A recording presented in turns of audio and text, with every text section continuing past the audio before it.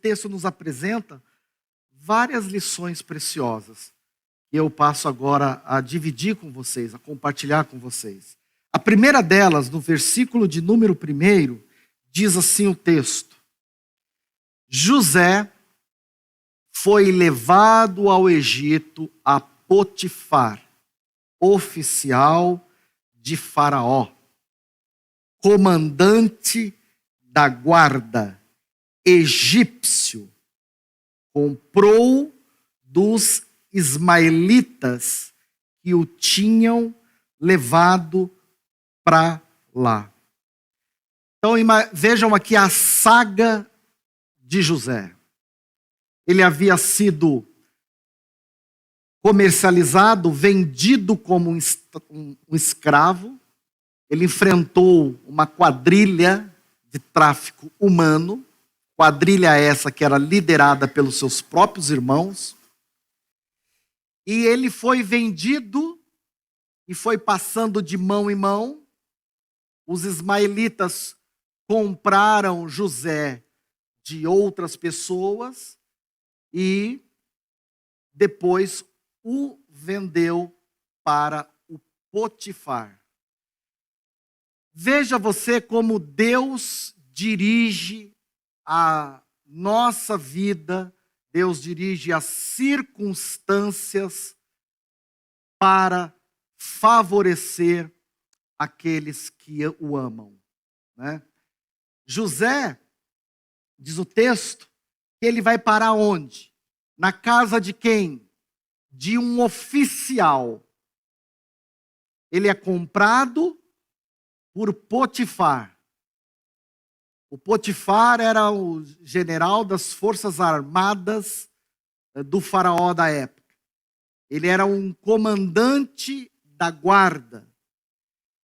Então, mesmo que José tenha suportado o ódio dos seus irmãos no capítulo anterior, agora a gente vê Deus dirigindo as circunstâncias, porque o José nunca deixou de ser o alvo do amor de Deus. Deus amou José. Mas o fato de Deus ter amado José, Deus não o poupou desse sinistro acontecimento na vida dele. Deus nos ama, ama. Deus dirige as circunstâncias da nossa vida, dirige. Mas Deus não nos livra de todas as circunstâncias. Ele nos livra nas circunstâncias, mas não das circunstâncias. Então o José, ele é encaminhado no verso de número 2. Olha que interessante. O texto diz que o Senhor era com José. E o texto explica que a consequência de Deus ser com uma pessoa é que Deus veio a fazer dele um homem próspero. Quando o Senhor é conosco, o Senhor faz de nós pessoas prósperas. Pessoas prósperas é diferente de pessoas ricas. A pessoa rica tem dinheiro. A pessoa próspera tem dinheiro e tem paz. Porque a raiz da palavra prosperidade no hebraico é shalom. E o significado de shalom é paz e prosperidade. Então, Deus fez de José, diz o texto, um homem próspero. Pastor, o que significa ser um homem próspero? Significa que tudo o que José botava as mãos ia para frente. Significa que, por intermédio das bênçãos divinas na vida de José, ele acabava, essas bênçãos, fluindo para todas as pessoas que estavam ao seu redor. Quando você anda com alguém próspero, quando você anda com alguém que tem a bênção de Deus, você vai para frente.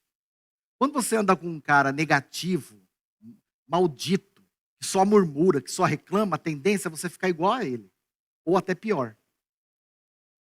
Então, fica claro aqui que não é o lugar que faz o homem, mas é o homem que faz o lugar. Por quê? Porque o lugar que José estava era um lugar de opressão humana. Ele havia sido despido, jogado numa cratera, num buraco, preservado de água, de pão.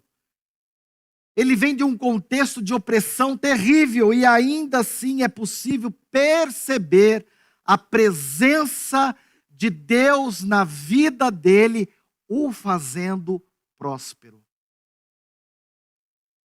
Então Deus era com José. Primeira lição, é Deus que dirige as circunstâncias da nossa vida. Segunda lição, é Deus que é com o homem. É Deus que nos faz prosperar. Prosperidade tem a ver com a inclinação do nosso coração. Se o meu coração é inclinado a Deus, Deus faz de mim uma pessoa próspera. Não adianta ir atrás de campanha, de voto, de sacrifício, se o seu coração não estiver inclinado a Deus, nada dessas coisas fará de você próspero. Terceira lição, verso de número 3. Por Deus ser com José, por Deus o fazer próspero, o que acontece com ele? Ele chega na casa de Potifar, e o Potifar vê em José algumas qualidades, a ponto do Potifar colocar o José tratar José não mais como um escravo, mas sim como um mordomo da sua casa. O mordomo era, na época, a profissão, o cargo mais importante numa família, só ficava atrás do cabeça da casa. Então veja você, a presença de Deus na vida de José trouxe prosperidade para ele. Não é a prosperidade que traz a presença de Deus. É a presença de Deus que nos faz próspero. Por José ter colocado Deus em primeiro lugar, Deus o exaltou e o colocou como o primeiro na casa do Potifar. Ou seja, José é um modelo de negócios a ser seguido. Se tornou um administrador. O texto diz que ele se tornou administrador de tudo que tinha na casa e também no campo. O texto diz que ele foi feito mordomo de tudo. E o Senhor abençoou a casa do Potifar, do egípcio, por amor a José. Por quê? Porque a bênção do Senhor estava sobre tudo o que tinha, tanto na casa quanto no campo. E o Potifar, tudo que tinha, confiou nas mãos de José. Ou seja, José antes cumpria ordens, agora toma decisões. Antes era um escravo, agora é um gestor, é um administrador. Eu aprendo com esse texto, irmãos, assim como José, nós também somos administradores e mordomos das coisas que Deus colocou sobre nós. Deus te deu uma família, não é para você abandonar, é para você cuidar. Deus te deu bens, não é para você ostentar, é para você administrar e abençoar outros. porque José foi um mordomo abençoador. O texto diz tudo que ele colocava a mão, seja no campo, seja na casa, Deus fazia o quê? Então, quando você tem esse entendimento de que tudo que passa pela minha mão, eu tenho esse entendimento. Tudo que passa na minha mão, eu sou apenas um mordomo. Então, como administrador, eu tenho que saber aonde que eu vou usar esses recursos que Deus está me dando. O que eu faço com essa riqueza que eu estou gerando? Se tudo vem de Deus. E o que Deus requer de um mordomo é que ele seja o quê? Leal. Fidelidade. Deus requer fidelidade da nossa administração. Quer ver só uma coisa? Há crentes que oram para Deus, falam, Senhor, me dá uma casa. E Deus dá. Ele trabalha, Deus abençoa, Deus dá para ele inteligência financeira, ele junta dinheiro, compra. Passa 3 anos, a casa do cara está um lixo. Está um lixo. Não corta grama, não pinta, não passa não sei o quê, a calha está vazando, tem vazamento, goteira pingando dentro do quarto, dentro da cozinha, dentro do banheiro, a descarga não funciona, o coisa está entupido, não sei o quê. Fala, pô, meu, Deus te deu uma coisa, você é mordomo, para você cuidar, administrar, e você deixa... Gente, isso é comum. O Singapura aqui, quando o governo deu Singapura, entregou bonitinho. Pintado, com a fachada ali, tudo, ó, deu a chave, né? Passa 5, 6 anos, você passa em frente de Singapura, parece um presídio. Os moradores não conseguem, não pagam aluguel, não pagam condomínio, não conseguem pintar uma fachada, deixar um negócio bonito. Aquele programa Lata Velha do Luciano Huck é muito comum. Pega o carrinho velho, tal, deixa bonitão, entrega. Passa 1 ano, aí vai fazer, mostra lá, reportar. O cara detonou o carro todo. Porque não sabe cuidar. Tem gente, tem crente que não sabe cuidar. Não sabe cuidar. Pede as coisas para Deus, Deus dá, mas não sabe cuidar. Pediu um carro, vive tomando multa, deixa o carro na rua, fica lá encostado, parece coisa abandonado, parece coisa assim, sabe? Então, o que Deus requer de um servo ou de uma serva é que sejam bons administradores. Eu acho que a administração é uma coisa tão importante que já deveria ensinar no prézinho para as crianças. Deus o fez prosperar de maneira que ele, sendo mordomo, o Potifar nada sabia. O Potifar só sabia de guerra. E do pão que ele comia e do pão que ele se alimentava. O resto estava tudo entregue nas mãos do José. E José era um jovem. Olha o que o texto diz. Ele era formoso de porte, formoso de aparência. E aconteceu, olha que coisa, né? E depois dessas coisas, a mulher do Potifar olhou aquele jovem formoso, de bom porte físico, de boa aparência. E o que ela fez? Ela botou os olhos em José e disse: Zezão, deita comigo. Não existe ninguém que tenha passado por essa terra, inclusive Jesus Cristo, que não tenha sido tentado.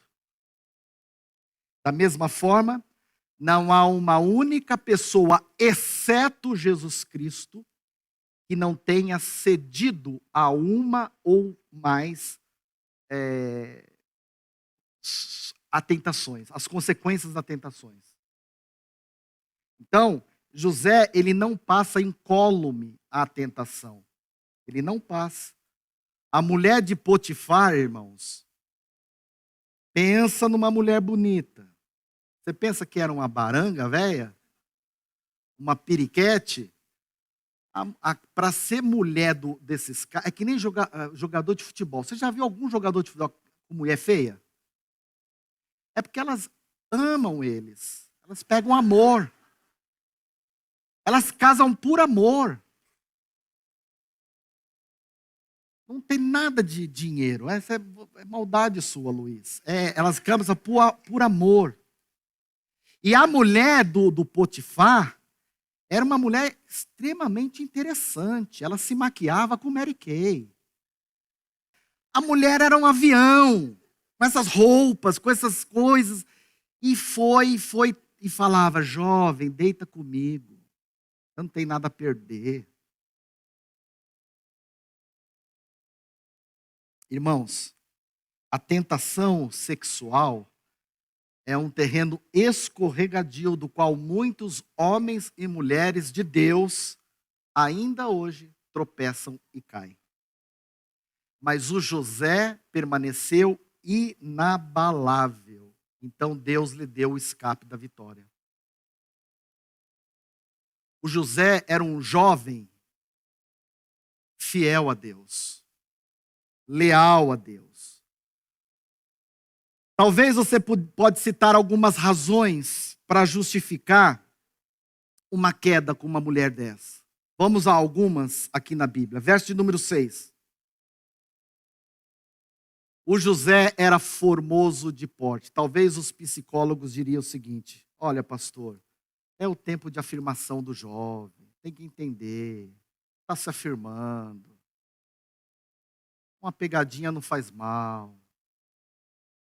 Aí vem os médicos e falam assim: não, é que eles estão, o jovem estão, sabe, naquele período de explosão dos hormônios, né? Aí vem um pastor pentecostal e fala assim: não, vamos orar para o seu hormônio se converter, você já é convertido, seus hormônios ainda não são. Aí vem os amigos, sabe aqueles amigos na escola, falam assim: José, vai lá, prova que você é homem, cara. A mulher está dando em cima de você. Não perca a oportunidade, não. Irmãos, os apelos são irresistíveis. Porque a Bíblia rotula Satanás, no livro do Apocalipse, como sedutor. Uma outra desculpa. Mas, pastor, é que eu estava longe da minha família, pastor. Estava me sentindo só. Eu estava assim meio carente. Estava carente. As desculpas são inúmeras. Mas José tinha um compromisso com Deus. E o jovem que tem um compromisso com Deus, ele tem um comportamento coerente, estando perto ou estando longe da sua família. Um jovem que tem compromisso com Deus, ele é um jovem consistente. Não é qualquer paquerinha, reboladinha que vai levar ele para um motelzinho. O jovem que tem e que anda com Deus tem uma vida confiável. Você pode confiar. Por quê? Porque ele sabe que a traição conjugal é uma facada nas costas que abre feridas profundas na vida de quem está sendo traído. Quer ver só uma outra desculpa? Verso de número 7. Olha aqui, irmãos. O texto diz que depois dessas coisas, né, dela ficar lá, olha, deita comigo, deita comigo.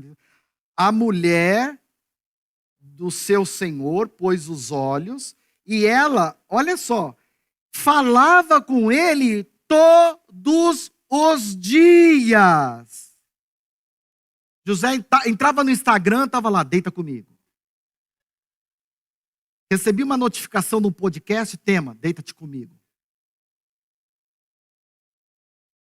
Era o tempo todo, deita comigo, deita comigo, deita comigo, deita comigo, deita comigo.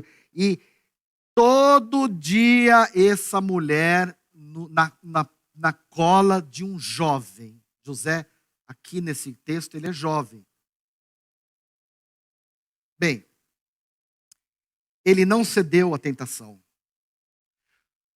A diferença de José e Sansão. Sansão, na hora que foi tentado por Dalila, cedeu à tentação e naufragou. O José não.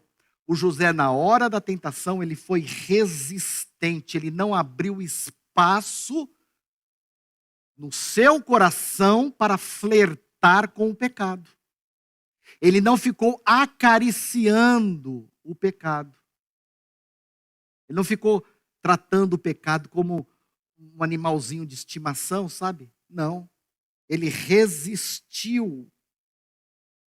Aí, a Miss egípcia pegou o José pelas vestes. A mulher é fogo, né, meu? Enquanto ela não consegue o negócio, ela não desiste, né? Pegou o cara pelas vestes e disse: ó, deita comigo. Seja macho, seu frouxo. Ele, porém, o que ele fez? O que ele fez? Ele fugiu. Na hora que ele fugiu, ela pegou as túnicas, as roupas dele e guardou. Irmãos, jovens, ao enfrentar a tentação sexual, a recomendação bíblica não é resistir. A recomendação bíblica é fugir. Não vai nessa onda não que você vai resistir, essa que você não resiste. Ela chega no seu ouvidinho assim, ó. Fala baixinho. Tem ninguém em casa. Só tem nós dois. Vai nessa que você resiste. Vai nessa. Então, a recomendação bíblica é fugir. José fugiu para fora. Sabe para onde ele foi parar? Numa prisão. Mas ele escapou da maior prisão da sua vida. Porque ele ficaria aprisionado a essa mulher por resto da vida, com a consciência pesada diante de Deus, sentindo culpado diante de Deus, privado da graça e da presença de Deus na sua vida. Quando ele fosse dobrar o joelho para orar, imagina ele orando com o BO atrás, né? Imagina ele tendo que orar a Deus e sabendo: Senhor, eu estou vivendo um caso amoroso.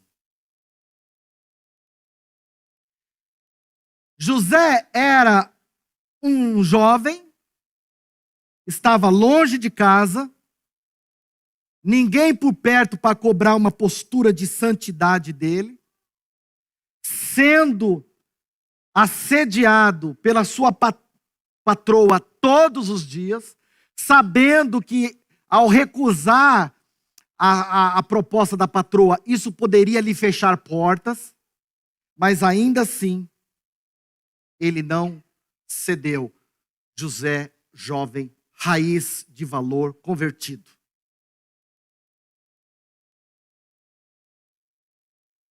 É o jovem que a gente quer na igreja. É o jovem que a gente quer em casa.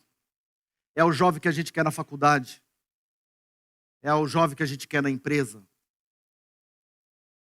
Jovens que têm uma vida com Deus. Olha lá no verso de número 8. Ele, porém, recusou e disse à mulher do Potifar: ele me tem por mordomo. Eu não vou pagar confiança com traição. Eu era um escravo. O Potifar abriu as portas da sua casa para mim. Me tirou da condição de escravo e me colocou como mordomo. Cara, é muita gratidão. Eu vou pagar gratidão com traição. E a mulher todo dia.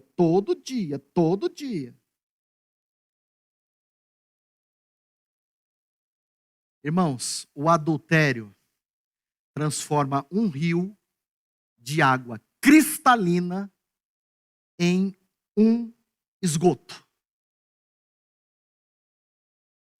O adultério transforma pessoas livres em escravos. Portanto, a recomendação bíblica é: fuja enquanto ainda há tempo. Ademais, o adultério abre na pessoa ferida uma profunda consequência devastadora. Portanto, a traição é um pecado contra Deus. E José sabia muito bem que o adultério é uma conspiração contra Deus. Eu não acredito que uma pessoa lavada, remida pelo sangue de Jesus, batizada, uma pessoa, eu não acredito que tenha uma vida profana. Pode ser tentado. Tentado pode. Mas ceder, não. Portanto, o sexo é ordenança divina. Quando? Dentro do casamento. Fora do casamento é ruína e destruição.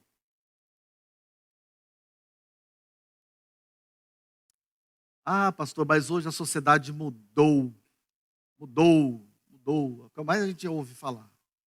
Os nossos filhos iam para a escola para aprender português e matemática. Hoje vai para a escola para aprender a erotização e a banalização do sexo. Nós vivemos numa sociedade corrompida, caída. Jesus Cristo disse que o príncipe desse mundo é Satanás. A Bíblia diz que Satanás é sedutor. Então ele quer seduzir. Ele quer seduzir o seu casamento, a sua família, o seu marido, a sua esposa, seduzir os nossos filhos, quer seduzir os nossos netos. Em certas ocasiões, fugir não é um sinal de covardia.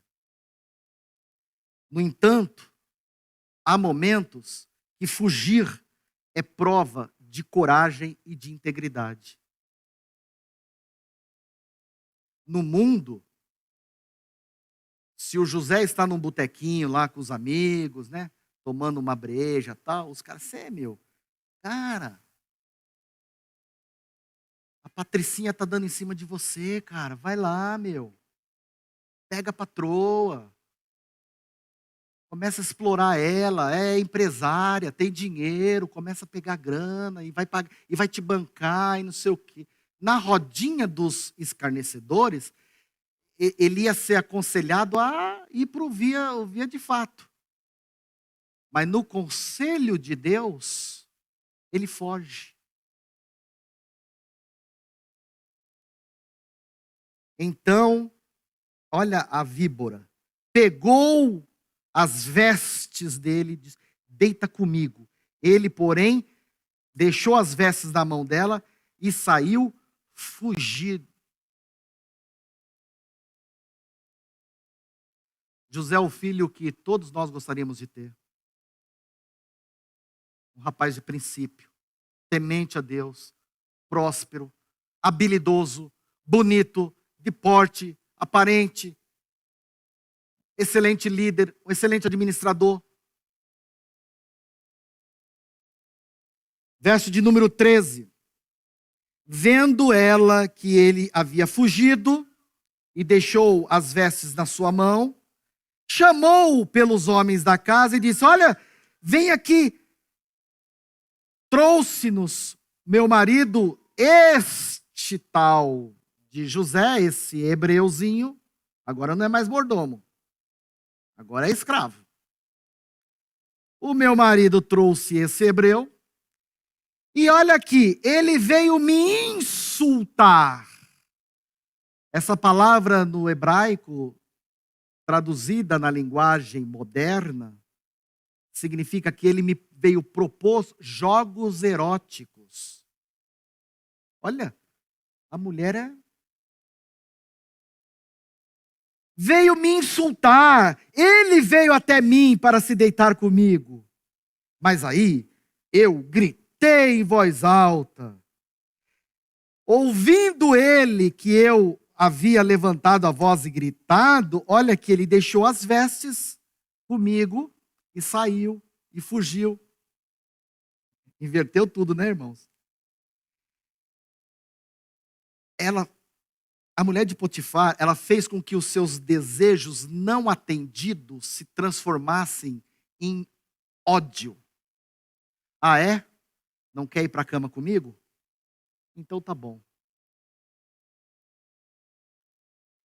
Eu vou te ferrar. Vou distorcer tudo. Vou falar para o Potifar que você tentou me agarrar, que eu gritei. Eu vou falar que você praticou assédio moral contra mim, abusou de mim. Olha, eu tenho até um álibi nas minhas mãos. Eu tenho as suas túnicas, tenho as suas roupas. Agora, imagina você, né, o Potifar ouvindo essa história. Se coloca no lugar dele, né? Ele ficou irado contra José. Irado. Sabe qual foi a reação imediata dele? Mandar o José para a prisão. Cara, eu coloquei você aqui na minha casa como mordomo. Confiei todos os meus bens, a senha do banco, confiei o cofre, confiei não só a casa, mas a casa, o campo, confiei tudo. Você vai dar em cima da minha mulher. Vai para a cadeia. José foi enviado para a prisão. Mas na prisão ele se tornou o mais livre de todos os homens. Ele preferiu ir preso do que desonrar a Deus. Ele preferiu estar preso do que decepcionar a Deus. É um jovem de valor ou não? Irmãos, nada é mais forte do que uma mentira, exceto a verdade. A mulher mentiu. Toda a história tem 3 lados: o seu lado, o lado do outro e a verdade. O Potifar só ouviu o lado da mulher. A mulher ressentida porque deu bola em cima do cara e ele não quis, foi lá, deturpou, fez a cabeça e contou a versão dela. O Potifar nem quis saber a versão do menino. Vai para a cadeia, cara. Mas aí, o que acontece na cadeia? Verso de número 23. O mesmo Deus que era com José no início do capítulo, na hora da bonança, na hora da bênção, o mesmo Deus está com José na hora da prova. Deus era com José e Deus lhe foi benigno a tal ponto dele cair nas graças do carcereiro. E aí, o que aconteceu? Da mesma forma que Potifar confiou em José, o carcereiro também viu em José qualidades e confiou nele. Olha que bênção. Colocou José como o líder, o diretor do presídio. José é bênção por onde passa. Por quê? Porque José anda com Deus. E por andar com Deus, Deus não livra José das adversidades, mas Deus livra José nas adversidades. Concluindo, Deus usa as circunstâncias mais dolorosas na vida de José. Sabe para quê? Para alçar José a voos mais altos. Daqui para frente você vai ver onde José vai chegar. Porque passou pela prova. Porque não se vendeu, porque foi fiel, porque fidelidade é inegociável. Ou você é ou você não é, não há metadinha. Eu quero concluir aqui com uma mensagem, um versículo, uma frase de C.S. Lewis. Ele diz assim: Deus nos permite experimentar os pontos baixos da vida para nos ensinar lições que de maneira alguma aprenderíamos de outra maneira. E que a Igreja Batista Pedra Viva, sem exceção de ninguém, nem dos pastores, que nós sejamos todos Josés, no nome e no caráter.